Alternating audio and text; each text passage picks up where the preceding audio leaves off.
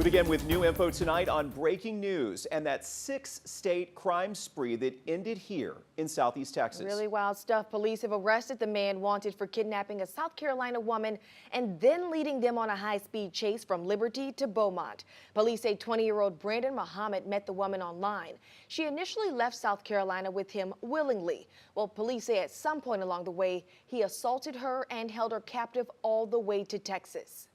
Police tried to pull Muhammad over yesterday after they got a tip about a stolen truck that was in Liberty, and that's when the chase was on. It ended near I-10 and Cardinal Drive yesterday, but Muhammad managed to run from officers. After nearly 24 hours on the run, officers caught him today near the intersection of Blossom and Washington Boulevard. Muhammad was already facing several felony charges. New ones will be filed soon. Police tell 12 News the woman that he allegedly kidnapped is cooperating with their investigation. Another hard freeze warning tonight, but this time it's hitting only a portion of our northern counties like Tyler, Jasper, and Newton.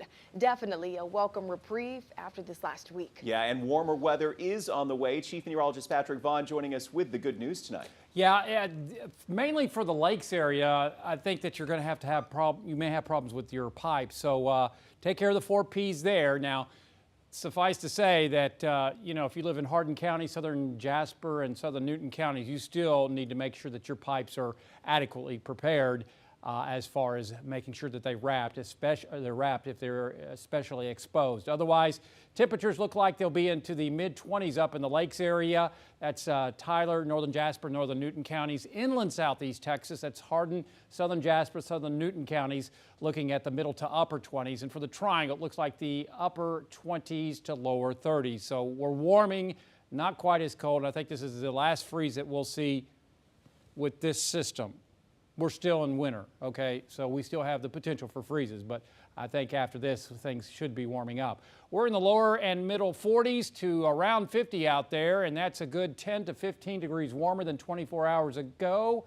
We'll fall from 46 to 36 by 11 p.m. And oh, look at the weekend. How about 66 coming up on Sunday? More on your Storm Tracker forecast coming up. Well, tackling the humanitarian crisis across the state tonight, most of Texas finally has power. And now the big focus is getting safe drinking water coming out of Texans' faucets. More than 1,000 public water systems are affected, and the TCEQ says 14 million Texans don't have access to clean water right now. We'll talk more about all the boil water advisories in just a bit. But today, Governor Abbott said more plumbers coming to Texas to help homeowners repair their damaged pipes. The governor also wants to help refineries restart their operations. Frozen temperatures significantly impacted our refineries, but we're working to help them get back online to provide the fuel that Texans depend upon. The governor also says he's taking steps to cut red tape and speed up the water testing process for providers. That includes opening up a TCEQ phone bank so water departments rapidly test for bacteria. They have to get the all clear before they can lift boil water advisories. A lot of steps in that process, and here in Southeast Texas at this point, we've only seen one water supplier drop their boil water advisory. That was in West Orange, the municipal utility district number 2. As you can see, this long list, all of these areas, if you live in these areas, you still need to boil your water before drinking. Some of you reaching out to 12 News reporting no water or low pressure. Folks, it could be another couple of days before things get back to normal. And we will all be counting down getting back to normal. The region really deserves a little relief, but we aren't out of the woods just yet. A lot of us still trying to find clean drinking water. Some local businesses have made big donations, bottled water, to help us get through the crisis. As you can see, long lines, so much demand for this bottled water. 12 News reporter James Grant following that for us. He's live. Yeah, guys, Motiva employees handed out cases of water Friday in downtown Port Arthur. The people on the receiving end say they are grateful that someone is stepping in to help, but they want the problem resolved and want their clean water back. Car after car after car waited their turn in line outside the pavilion in downtown Port Arthur. Motiva donated the supplies and volunteers handed it out case by case. Every little bit helps. Every little bit helps. You know, regardless of where it's coming from, what you got to go through to get it, but every little bit helps. 1,600 cases of water were on hand to give out. One woman, Deborah Gabriel, says she filled up some jugs of water before the winter storm, but it wasn't enough. And now she's struggling to find drinkable water for herself and her 2 granddaughters. You got children and stuff in your house, you know.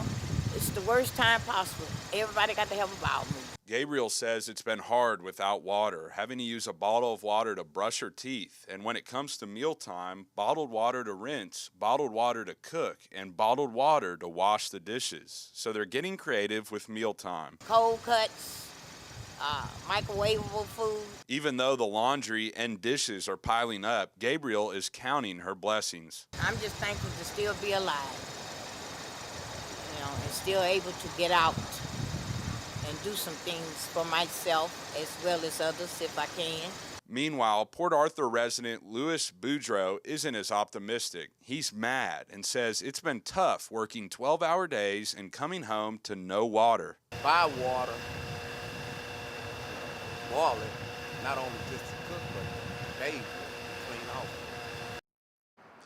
Another man waiting in line told me he went out Friday morning to try to get water for he and his family, but came up empty. He said lately they've been drinking juice just to get by. So today's event, getting that case of water, will definitely go a long way toward helping them stay hydrated and having some clean water to enjoy.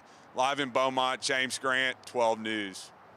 Well, the water troubles continue tonight in Beaumont. City Manager Kyle Hayes says all of the low pressure problems people are experiencing are related to 2 issues: the high number of water leaks and breaks in water lines at homes and businesses. So what will it take to lift the boil water notice? Here's what Beaumont city leaders say needs to happen before they can lift those notices. First, repairs have to be made to any broken lines to stabilize the city's water pressure.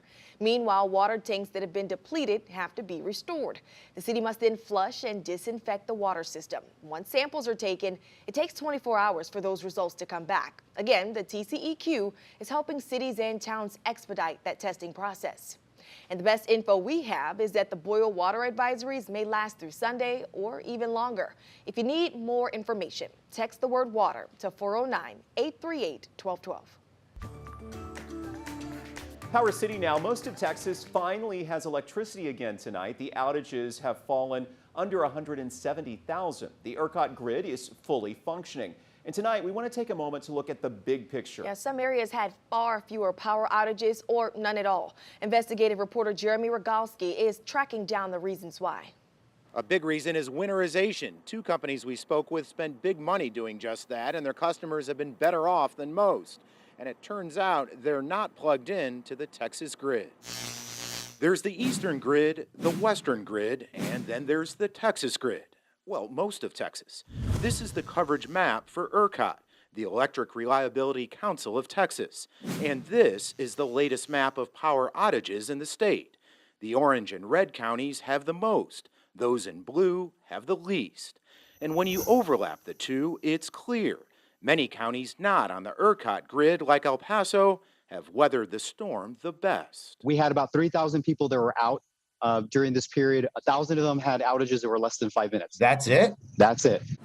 El Paso Electric's Eddie Gutierrez says the company learned a hard lesson after a big Texas freeze 10 years ago and spent millions on cold weather improvements. Making sure that we could winterize our equipment and facilities so they could sustain minus 10-degree weather for a sustained period of time. Back to that state map of power outages, and you'll see the Beaumont area also is in blue, few outages, and also not part of the ERCOT grid.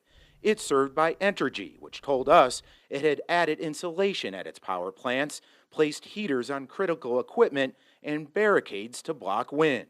But weatherization standards are voluntary in Texas, and state regulators concede they're focused more on hot weather and hurricanes, not the bitter cold. There was probably a need to take a look at what those standards are and see if they need to be adjusted.